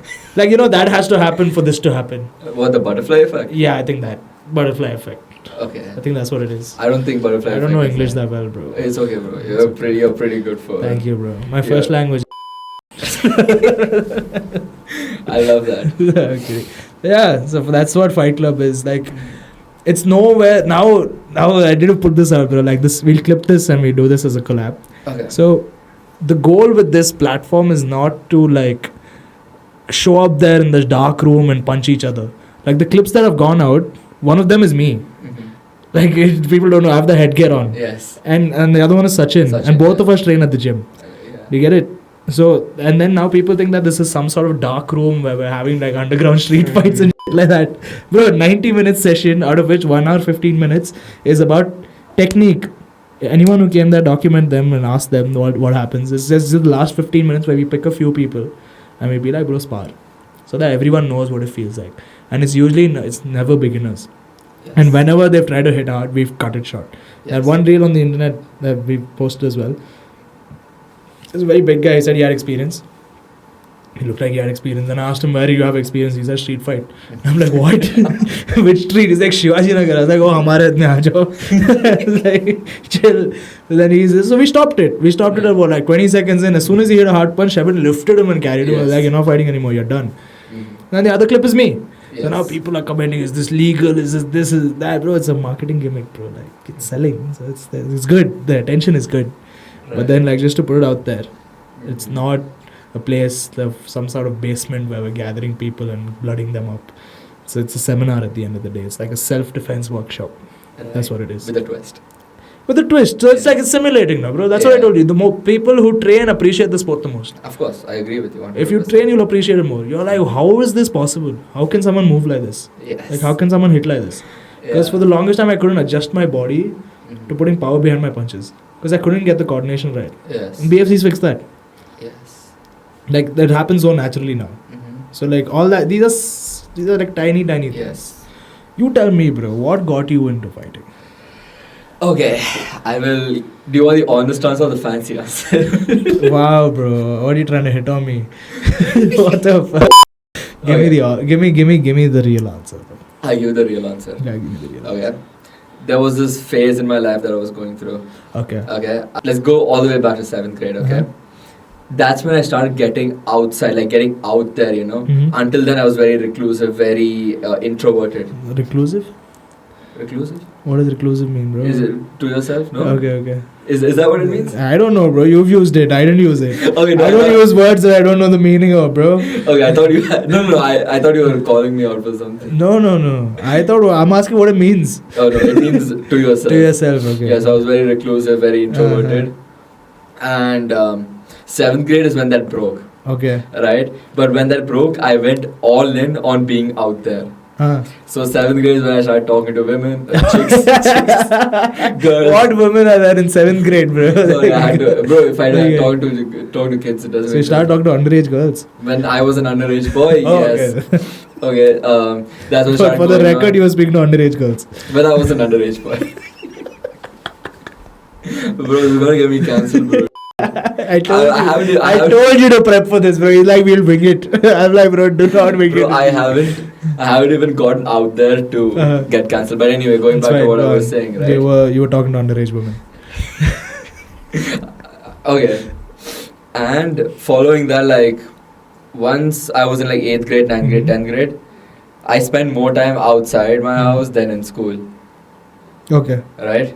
I was partying, I was going out. In 7th grade? No, 8th, 9th, 10th. 8th grade? What party, bro? Bro, there are these underground XU parties. Underground XU parties for 8th graders? Yeah, not for 8th graders. It's for normal people who party. How are you getting in? Bro, you buy a pass from a friend that you know and you get in, that's it. And he's like, okay, Nidan, I'm going to fly you out to Dubai. Okay. And I'm going to keep you in Dubai for a few months and have you recenter in life. Oh shit. So I went to Dubai. Okay. And I spent a good 2 months. This was during the World Cup time when Argentina World Cup time. Yeah. That's 22 then. That's recent. Yes. 22. Okay. Or 21, 22. Yeah. 22. No, 22 September is when this conversation happened. Right. So I was there in Dubai. I was recentering, for a lack of better words. I put all of my time into learning Islam. Okay. So that's all I did, right, for 3 months. But that became a focal point of my life. Okay. And when I came back to Bangalore, I lost that touch with it. Okay. Right? Because, like, again, I'm not talking about Muslim country, non-Muslim country, whatever. I'm talking about just because, like, here in Bangalore, there are so many things happening where I can't just be alone with what I want to do. In Dubai, it was possible. Okay. Because is this like in respect to religion? No. This is in respect to just schedule. Like, okay, I have people here, I have friends here, I have this happening, my family, I wake up with my family. There, I wake up alone. I do my things. Okay, of course, my dad was with me, and I spend my whole day alone. In the night, I'll watch the football match, and then I'll go to sleep and repeat the same thing. Right? Again, I'm getting into too much detail, but I was just spending all my time there, and I went to this mall in Dubai, and I walked into a UFC gym, and I'm like, oh, what is this? And that time I remember I used to do this when I was younger. Oh shit! And this is when we met. Right. So I was there and I was like thinking to myself, oh, I used to do this. So I came back to Bangalore, and then I found this gym like 300 meters away from my house. Oh wow! It's an MMA gym, not really MMA, more boxing. 300 meters away from my house. This is in Dubai. No, I landed in Bangalore. Oh, okay. This is 300 meters from my house in Bangalore, where I live right now. Okay. It is a very small gym. Okay. It's like size of 2 of these studios. That's it. Okay. So I went there and I spent like 1 month there, and I fell in love with it. That's when I fell in love with the sport, right? But I never wanted to make this sport my life. I realized that specific gym couldn't give me MMA, which is what I wanted to do. So I went to this other gym, which I mean, they taught me some things, but they weren't as good as they advertised themselves to be. Respect to all of them. Respect to my former coach, Coach Nathan. So I was there for 8 months in this gym that I was talking about. There, I got a little bit more experience in MMA, jiu-jitsu, wrestling, all that stuff. Yeah, and that's where I competed for the first time. Okay. But this was jiu-jitsu. So I went to Delhi and I had my first jiu-jitsu fight. I won my first fight. Really? Yeah. How do you win it? I won by decision. Decision? Crazy Uchimata throw, bro. He goes flying. So Really? he goes for a double leg takedown, right? And he's driving me. As he's driving me, I turn, I show my back and I throw him over. Crazy. He goes all the way down and I This get is that. gi or no gi? This is no gi. Okay. So ADCC is no gi. Okay. Right. So that happened and I lost my second fight. Bro, when I lost my second fight, I was more heartbroken than when my girlfriend left me. That's a glimpse of Nidan, bro. You see that face? That face. Yeah, I'm starting to tap into it a little bit. Still, bro, bring the best out of you. Yeah, so Go on. that and so after that I texted my dad after that competition. At this time he was back in London. Okay. Right? So I was texting him, I was talking to him and I was like, hey, I want to pursue MMA. So I asked him a very strategic question. Okay? The question was, are you against me pursuing MMA full time? Right? The answer is yes. No, the answer was no. Okay, he's not against it. He's not against it. Oh wow. Right? Because when you say no, it's more difficult to say no than to say yes to someone. What does that mean, bro? What are you saying? Bro, think about saying? my situation, bro. Okay. Like, see, my father, right? I asked him, okay, I want to follow my passion. Okay, he can't say So no to he's that. saying, he can't say no to me following my passion. Yeah, You know what I'm trying to tell you, right? No, Very specific to the situation. That's so sweet. Yeah, but so that happened, and me and my father went on this back and forth conversation for a very long time. For like, I would say 3 months. I was training at this time. And I'm telling... You're training at that old gym? Yeah, that old gym. Okay. So I'm telling him, like I'm giving him information on MMA. And he's asking me cross questions, right? And then I go back and I give him more information. And then he asks me more questions, right? That happens. And then he's like, wait, how's the money in this? And how are we going to monetize this? And what about injuries? And all of these questions. And I give him super detailed answers for all of these, right? You were prepped. I wasn't while he was asking, I found all these answers. Right? ChatGPT? No. There's no ChatGPT back then. It was there, but I wasn't really using it. It was very new. After that, when I realized, okay, I want to pursue MMA full time, that is when I decided, okay, I cannot train at the gym that I was training because it was very commercialized. I'll tell you the name of the gym after this podcast. They've been mentioned in my show previous times, but so I quit that gym and I joined BFC. Okay. In BFC, I met Coach Rufed. I met Coach Munir. You don't know Coach Rufed. He departed before you joined. Okay. Departed? Departed from the gym. So he opened a different gym. Oh, bro, I thought...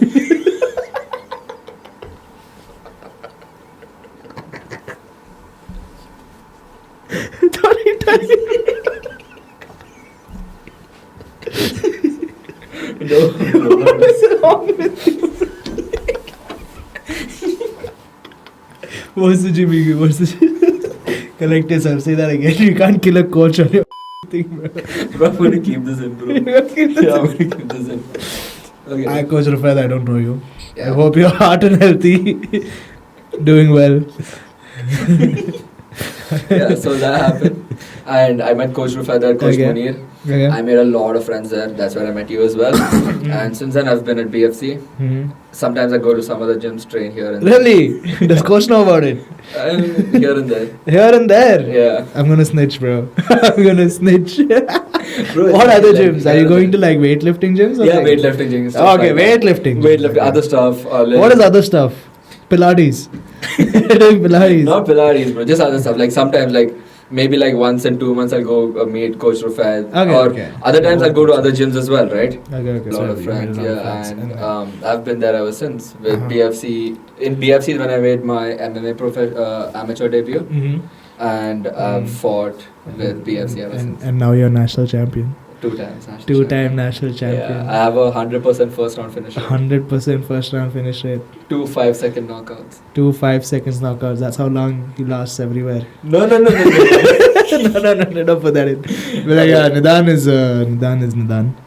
It's very, very I would say he's the most interesting guy I've ever met, bro. It'd be like, I would say in ways that there's something wrong with you, bro. That's what I'm trying to There's something say. wrong with all of us. Bro. Yeah, that is There's true. something But wrong like you're with 21, you're young, you have a long way to go. Yeah. But you're very bold and you're very ambitious. That's what I like. Thank you about so much. I appreciate You that. don't never shy away from trying anything. Cause, You as well, bro. huh? You as I'm well. very shy, bro. You're not. You're literally. I'm started a fight club. Exactly. Can you imagine this? Like 1 year ago, Mm. 1.5 years ago, I was struggling. I was spending at least 3-4 hours on LinkedIn every day trying to look for jobs, and now I'm in a basement boxing people. You're having the time of your life, right? I am. Bro, That's what like, matters, bro. That's what matters. This has been something. This has been great. Lovely podcast. Thank you for having me. Thank you so much, Is bro. there anything else you want to cover? We've done a lot, yeah. We've done too I much. like this. I like this. I'm gonna put Yeah. all of this. and All of this. it's This is going to be a 3 hour long podcast. I hope people like it. Yeah, for But sure. yeah, thank you, Nadan. Thank you so I'll much. see you at training. See you for sure. Bye bye. See you. Bye. Cut.